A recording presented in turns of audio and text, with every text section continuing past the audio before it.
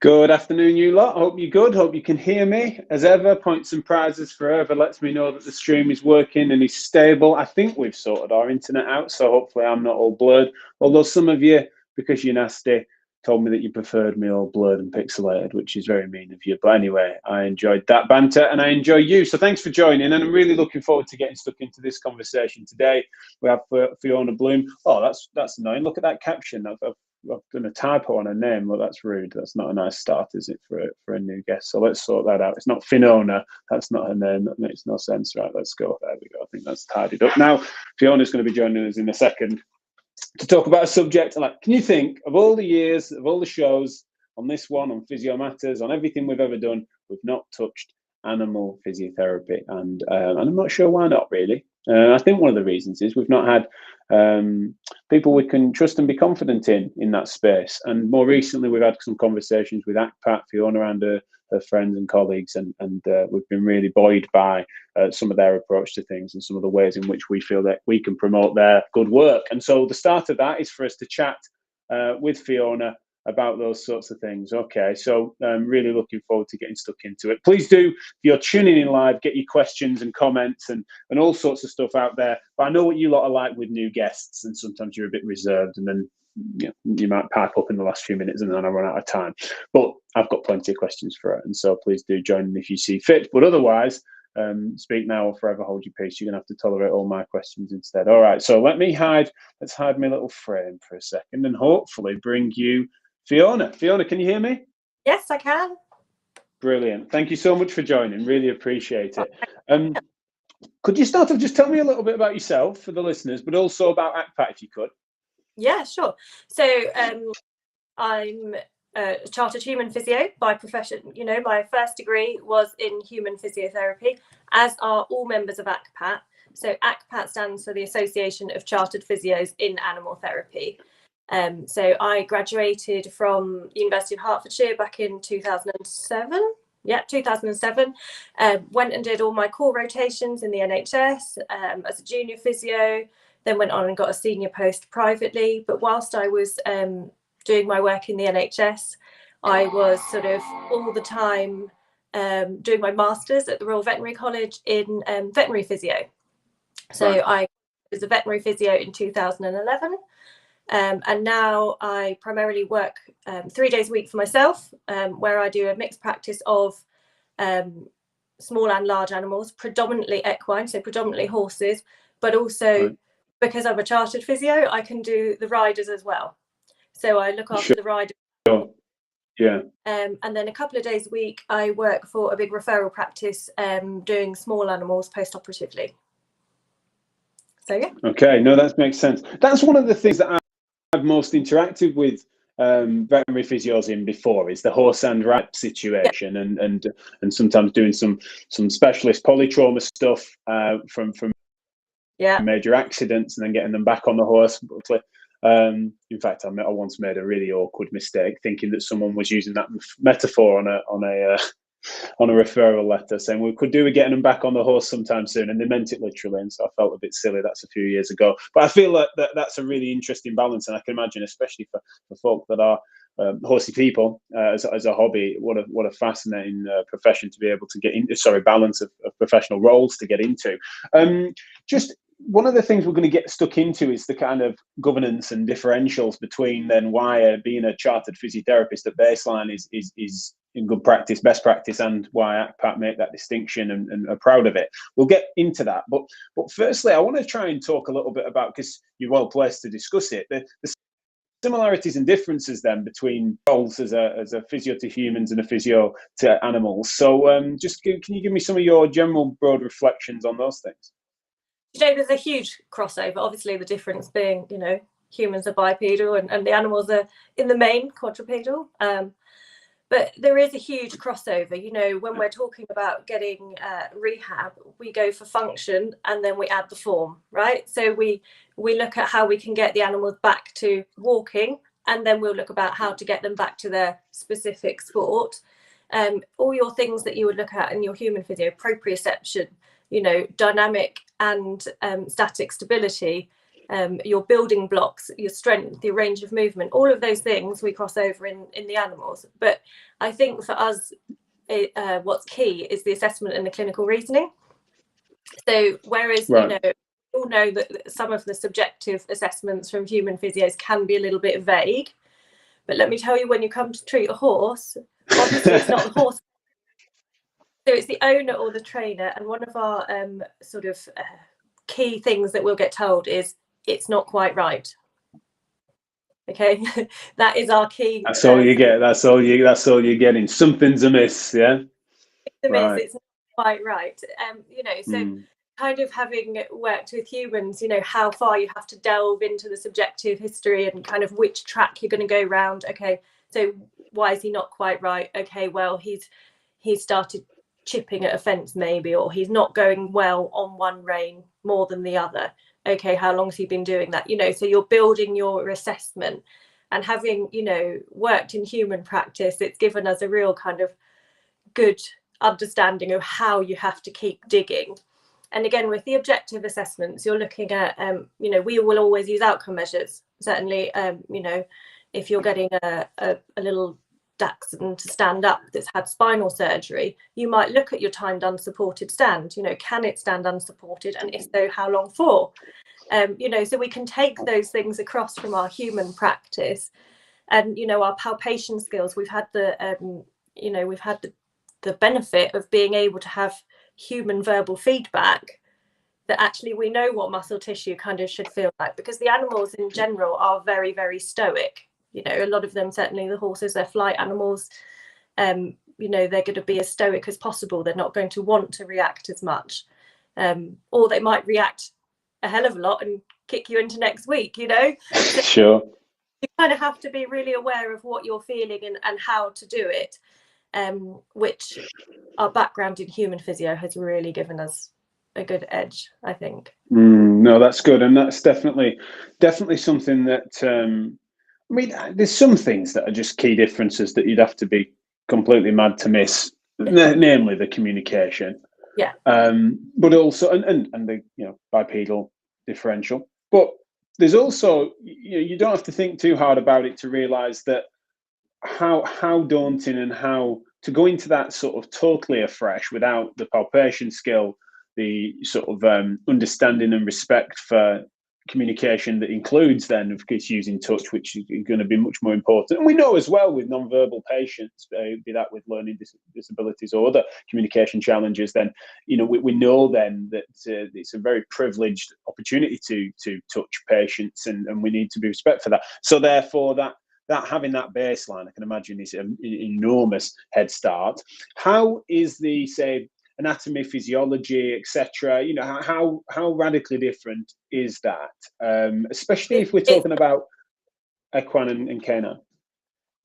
It's not hugely different, to be honest. Yes, there's a few differences. The scapula glides over the rib cage, kind of purely attached by muscles, but there's not a huge difference. You might have some hunting dogs, for example, which are more weight is shifted onto the front limbs, whereas some of the other breeds may be kind of more likely to put weight through their hind limbs, but in general the difference isn't huge. And I think yes, of course you have to know your anatomy, of course you do with anything, but you need to know kind of more how things work, really, don't you, and what impact your treatment is going to affect on each structure, and knowing the difference between tone and strength, which as human physios is clear to us, especially when you've done your neuro rotations, as a junior, feeling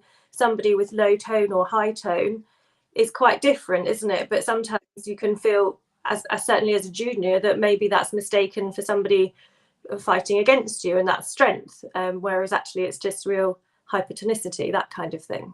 Gotcha. Yeah, and that's a really interesting point. I hadn't thought of that, where you need to. It's a long time since I've laid hands on and understood a proper the sort of cogwheel phenomena of spasticity or tonal changes, etc. But you know it when you see it. Whereas if that was something that was a fresh then again you wouldn't be recognizing the neurological phenomena that represents, etc. So yeah, I can make sense of that. We're having some feedback from a couple of places, really, including the text message, that we've got some visual issues on certain platforms. Apologies if so. This is streamed across LinkedIn, YouTube, Facebook, Twitter. If you're having a problem on there, if it's consistent across the board, let me know. That's unusual. That's never happened before, but apologies if so, and hopefully you're getting the audio. The thing that really fascinates me is that you mentioned to me about, you happened to say it then in passing about Dachshunds, and that's something that we have had some feedback on from episodes we've done in humans about disc pathology and things, and it was a fascinating thing for me to then hear from some of our listeners. And it's also something I kick myself for then not being able to take that further. I remember taking it to a friend, an email to a friend of mine who's a vet, and said, right, we're thinking of pursuing this, and that veterinary rehab is something that seems to cross over in our world. And then it got me to talking to him about Dachshund discs. And that then it made me realize two things. One is that, of course, that's an interesting thing we could go off on a tangent about specifically. But more interesting for me is that different breeds of dog, especially, are going to be then have different predispositions on pathology, and their morphology being relevantly different. And then you can't help but weigh in on the sort of the breeding rituals, etc., that can be then obviously weighs in on an ethical dilemma. So I just wanted to put those things in play and just get your thoughts then on that, and how highly skilled that needs to make you as you develop your veterinary physio skills. Yeah, I mean, Dachshunds is one of the ones that we see hugely for intervertebral disc disease, but it's not the only kind of spinal issue we see. We see fibrocartilaginous embolisms, acute nucleus non-compressive extrusions, and they tend to be in different types of breeds. You might get an ANPE if the dog's jumped up for a ball and landed funny. Some of the brachycephalic dogs, so the dogs with the flatter faces, they're more predisposed to breathing difficulties. So there's all sorts of different, predisposed conditions, as I say, that these dogs do have. I think kind of recognizing what, the early signs, in early clinical signs, if you were called to go and see a dog who's not walking properly, or a vet referral, for example, of a dog that's not walking properly, and actually by the time you see it, you've got a proprioceptive deficit, you need to know that it's got a proprioceptive deficit and be getting it straight to a neurologist fairly quickly, because that's going to impact on its treatment. An appropriate diagnosis. Now, in veterinary physio, we don't diagnose. We would have a very good understanding of what was going on, but we're not allowed to specifically diagnose. The vets have to give. Right. Okay. That's interesting. But obviously, if we've got a Dachshund with a proprioceptive deficit, maybe a bit of lethargy, that kind of thing, you're, a deterioration in gait, you're highly expecting it to have some sort of disc issue. But it needs to be sent to a neurologist fairly quickly, and you need to be confident in your clinical skills and your clinical findings to know where to signpost those people to, and how quickly and how urgently. The same as if you saw a human patient with red flags for cauda equina, you need to know that those are the red flags, and you need to know that you need to act now, rather than go back next week, see how you're getting on, that kind of thing. So that's really interesting. I didn't know that about diagnostics, and you said it with a bit of a wry grin, which tells me that therefore there's almost like the policies lagging behind the clinical skill of many therapists. I imagine a bit like in yesteryear we had that with orthopedics, didn't we? Even within our own, until we had full independent autonomy. Is that something that therefore it's just behind that, and that's likely to happen, or is that sort of a policy and a distinction that even you would support and think that's probably going to last for a long time because that is a sensible safety mechanism? What's your opinion on that? Oh, I mean, that's a difficult one, because that leads into the sort of regulation of the whole of the profession, which tough. We can go there, but yeah, I wasn't planning it, but yeah, we'll go in there then. But yeah, just definitely also just interested in your opinion, and obviously feel free if that doesn't need to be on party line. I'm not going to lump you in on things with it, but I mean, I think the thing about when you're working as a veterinary physio, you are on your own. So the majority of us are sole practitioners. So it's quite good to have that safety net as a veterinary practice, a veterinary surgeon as your diagnostic factor, and have that, have that relationship with the vets that are referring to you and you're referring back to them, because you've then got a safety net, for your own professional practice. Absolutely. Sure. And, when I work in a referral practice, how amazing. We've got vets, radiographers to hand, amazing nurses, and it's a huge team. And that's slightly different. You've got two aspects. But when you're out sort of in the community on your own, you are literally a sole practitioner in general. And to have that safety net is great. But I mean, it's fairly obvious some of the things we would find. But, diagnosis is confirmed by imagery, and therefore that's why it's there. Gotcha. Yeah, no, that makes sense. And you can also make sense of the fact that you've got to go clear. You're going to put more priority. Imaging will weight your clinical reasoning more in animals and humans as a broad rule, because of the way in which you can't get that self-report, which can be probably 2/3 of it at least in most times with humans, because they're able to report and give distinction to what their symptoms are, and you're not having to rely on because otherwise you'd be having to rely on, if you had that, imagine, you got non-verbal, say, patient, and you were therefore relying on clinical orthopedic tests, which we know are therefore got their obvious limitations. In those instances, you're going to be informed more by your imaging. And so in animals, you've got that as standard. So that's a really interesting one. So you're quite right. It does then lead us naturally on to sort of governance and regulation and things like that. I want to put something in play, which I know when we first met, I mentioned, which is that I've been one of several voices that's made the challenge to the what is a paper exercise or a title that doesn't have enough of a distinction to it with regards to what it means to be a chartered physiotherapist in humans. I've made the case in which, of course, it's something that in principle is a pleasant idea, but if literally all you're doing is signing against the register and paying a fee, and that there is to be chartered versus unchartered makes no difference. What was interesting to speaking with you and your colleagues is that in this instance, that actually gives a relevant assurance with regards to degree level qualification at bachelor's. And so, can you talk me through that? And because I think it was very persuasive when I understood it better. Yeah. So the way the charter works is you can't put anything between the word chartered and physiotherapist. So we can say we are ACPAT chartered physiotherapists, or we can say we are chartered physiotherapists who specialise in animals, but we cannot say chartered veterinary physiotherapist. Now, incidentally, we did use that title for like 30 years, but we've recently been stopped using it. And so you can basically prefix the word physiotherapist with anything.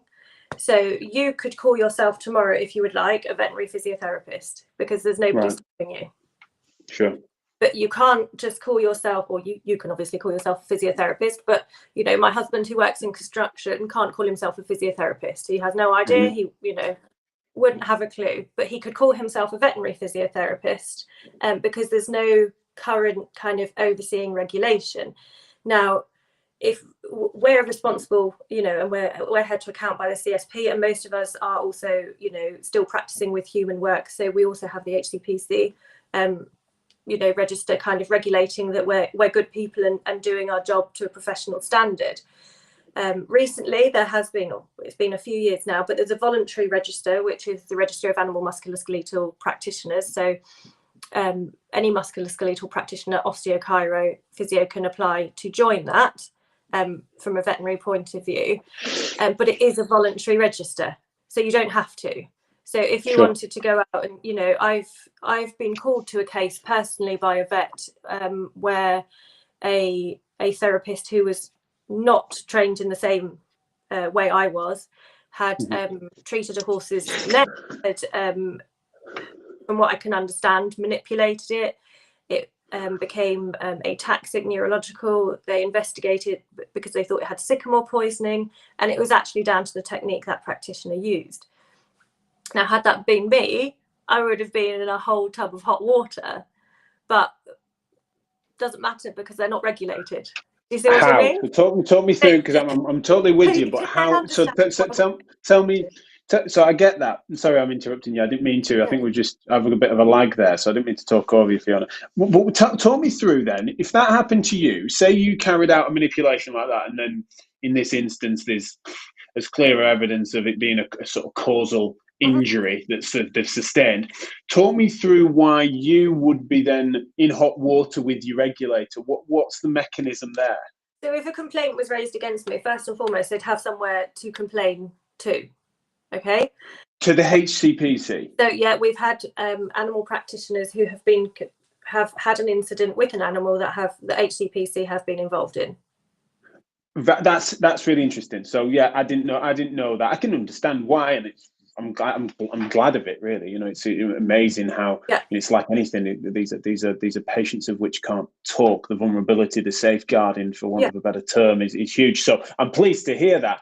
I see what you mean. Therefore, if someone is otherwise unregulated, then where is there to go to? And then it becomes a criminal issue where it's as if an assault on an animal, which then becomes a very difficult area. Yeah, and you can complain to RAMP if the person is a member of RAMP, but again, it's a voluntary register. Of course, yeah. And and also if you've got dubious practices, you're incentivized to therefore keep yourself off the grid, haven't you? For sure. I mean, and there is work going on. The RCVS, the Royal College of Veterinary Surgeons, are looking into it to try and regulate it more, but it does sort of rely on people being upstanding and wanting best practice, which is what kind of, as ACPAT, we want to promote. We want to promote best practice. We want to promote gold standard. We want to prove that our work is relevant, appropriate, clinically reasoned, and we're not just going out every week to go and treat a horse because it puts money in our pocket, because that's absolutely not what we do. We need to show that our treatment is effective, and that's why we sort of underpin it by outcome measures, and so that we can show and we know where to refer back to if it's not working. So one of the things that I noticed when working with some of the riders I have, and to a lesser extent dog handlers over my career, is that it really, I drew some parallels between some people that are in that atmosphere, in that culture. It reminds me a bit like where personal trainers will push their luck and stuff and say, go and see so-and-so, he's got a really interesting technique for that. And so there's then, at a CrossFit event, you've got someone who's then chancing their arm to sort of manipulate a shoulder, or you can crack a back or whatever. There's a bit of that then can go on, where so-and-so who's just, and in the defense, I'm not meaning that they are, they're sometimes not even charging for it, or that they're just kind of known for it, or it's only part of what they do, but they'll sort of be a horse trainer that also will do a bit of jiggery pokery or something like that. So you can therefore, I can understand how that happens, but it also means that all those vulnerabilities we've just talked about with regards to legality, governance, etc., that is why it can be a real Wild West. And so it's really interesting to hear what you're describing on that difference, because that's a real relevant difference. That the professionalism differential there is just enormous, and that getting justice done when safety is breached, but also the disparity in quality of practice is going to be enormous. We talk about unwarranted variation. Obviously, it's one of the words and phrases that's out of my mouth more than it should be, because that's an issue across the board. But then you're going to have that plus the safety aspect in your world, for sure. I've got a couple of questions that have been posed by Jason over on LinkedIn. He's asked, what do you need as a qualification? So can we just cover that on the specifics, and then also if you could do these in a duo, why do you need CSP registration, which I suspect we've just answered a bit of. Yeah. So the qualification I have is that I've qualified as a undergraduate as a human physio, and then gone on and done a master's in veterinary physio.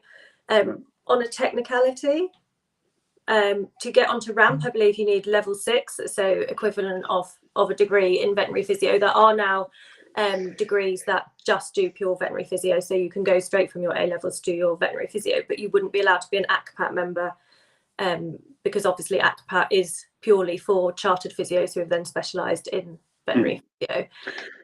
There's a couple of universities who do the Masters course. So Liverpool and Hartpury are the ones that do Masters in Veterinary Physio, open to ACPAT members only. They're both 2-year part-time at the moment, but Liverpool has just this year launched 2022. Yeah, so from September it's going to launch a year-long veterinary physio masters, so full-time. So from any of the other universities, anyone can go and do that add-on year, but they have to have done their undergraduate training first. And kind of, those kind of things are promoting that we want people to take that route. Yeah. Let's unpick though, why do you need CSP registration piece then? Because that's what's interesting, right? So there's an obvious example that I think has been answered, which is where having a baseline in human physiotherapy, which was the only way in which you would qualify to be a CSP member, and then doing, say, masters, there's some future bachelors that you could do instead of, or what have you. That I can make sense of. If someone was a human physio, qualified HCPC register, but didn't choose to be doesn't want to be a CSP member, but yet they are someone that is regulated for in the same ways we've just described, why does ACPAT make the distinction then? Why is that chartership mattering in that instance? I mean, for the main part, it's to kind of effectively give us the stamp out in our field. Do you see what I mean? Like, we are members of the Chartered Society of Physiotherapists. It's our stamp, if you like, that we are human physios and we are regulated human physios. I think to then kind of just say, well, we're HCPC registered, it's already so unbelievably confusing for horse owners, dog owners, kind of what acronyms you can have and what you need, and that to keep ACPAT as being the longest standing one, which is why we kind of keep with the CSP membership. Yeah, no, I can understand that. I think it's challenging, especially we heard from a lot of people, including a few, granted only a few compared to the hundreds, when the CSP put their fees up and stuff, and so people were evaluating their position. And I think that's where the case for it, and the case for having a relevant distinction mark, which is what chartership brings you there, I can sort of really understand, and then also trying to make sure you differentiate from people that are otherwise unqualified. I get it. I think that's where, unfortunately, the argument is weaker, is where people have decided that they don't feel that CSP membership is worth the money, yet they still might value what the work that ACPAT does, and also might be a really credible therapist that's not that has all the relevant qualifications, is regulated for the same safety governance that we've described. I do feel for that, and understand that is an edge issue that I can understand both sides of that for sure. And I it's not as if I'm trying to poke a bruise there, but I think that compared to when people make those arguments in human physio, I find that wanting for various reasons that this doesn't apply to. I find that wanting because it's something that the distinction is just a word, an abuse of a word, whereas in yours it's aspiring to differentiate from an absolute Wild West where there's no protection of title, or the protection of title doesn't wash, and so you therefore that is not just a word. It's actually it's more than just symbolism. So I am sympathetic to that for sure. Let's just wrap up then by clarifying what the obvious access route is, and what you feel either personally or as ACPAT you would recommend for those that are chartered physiotherapists that then are interested in animal physio being part of their career in the future. Yeah, I mean, the access routes at the moment are the Masters at Hartpury or Liverpool. As I say, they're 2-year part-time courses, or a single year from Liverpool at the moment. They would be the routes that we would go for chartered physios. The other courses, it's not to say that some of the practitioners that are coming out of those courses are bad, because they're not. There are good practitioners, absolutely. But as a physiotherapist, human physio, then absolutely that would be the way to go, because why wouldn't you want to still be regulated and show that you're kind of doing best practice and aiming for the top and gold standard? which is Sure. what we want. Sure, and also in terms of an attractive career proposition, that horse and rider, dog and handler, what a lot of fun. Especially as someone who's I'm not in that world, and they're not my hobbies, but having known people close to me that are, what an exciting balance to freshen things up as well. It's not just, the kind of, if they've had an injury or a fall, it's the performance optimization part. If you tweak something slightly on the rider, you change the way they're moving slightly, then how much that impacts the horse. Absolutely. No, it's a really, really interesting point. I remember working with in circumstances, both in MSK and in neuro circumstances, where you've got changes to people's, say, pain or injury or even tone and spasticity of their adductors. And it's something that in many other circumstances doesn't matter so much. But if they're altering the way in which they squeeze the horse, it's a game changer. And I had to learn a lot. I learned a lot from veterinary physios like yourself on that, which was fascinating. So really appreciate it. Now we're going to get stuck into some of that detail with regards to what is or isn't on a course. How human physio academically can really support that process, and why ACPAT suggests what it suggests with your colleague Gillian Tabor. I might be pronouncing that wrong, but we're doing that next month as another ACPAT special. So that's going to be really cool. So we'll get into that. If people are interested and wish we'd have gone a bit deeper into the nitty gritty there, then don't worry, we've got that to come. So thank you though so much today, Fiona. Just remind people where they can find ACPAT and what they should do with regards to, say, website, Twitter handles, that sort of gubbins. Yeah, so ACPAT is literally ACPAT as it sounds, ACPAT, acpat.org, and then you can put on the ACPAT website, you can put in find a physio, so you can put your postcode in and you'll find kind of the most local ACPAT physio and what they treat. So whether they just specialise in small animals, large animals, or anything else. Brilliant. So I've just thought I'd be clever and tapped the URL in and then got it wrong in my first one's a typo. So apologies for that. www.acpat.org. Do click on that if you notice it on the feed, or visit it. And do reach out to us as well if you want us to signpost any of your questions, comments, or suggestions. We'll get them over to Fiona and the rest of the ACPAT gang. We'll do tune in next month for another ACPAT special. Really interested in learning more in this direction, and I really am keen to sort of promote and encourage people, especially with regards to that safety-related governance. I mean, can't think of anything that's a more worthy ethical cause in this space as well. So anything we can do to sort of try and make you guys, our audience, aware of this, as well as then, the retraining opportunities that I think many of you will be interested in. So thank you so much for your time today, Fiona. Really appreciate it.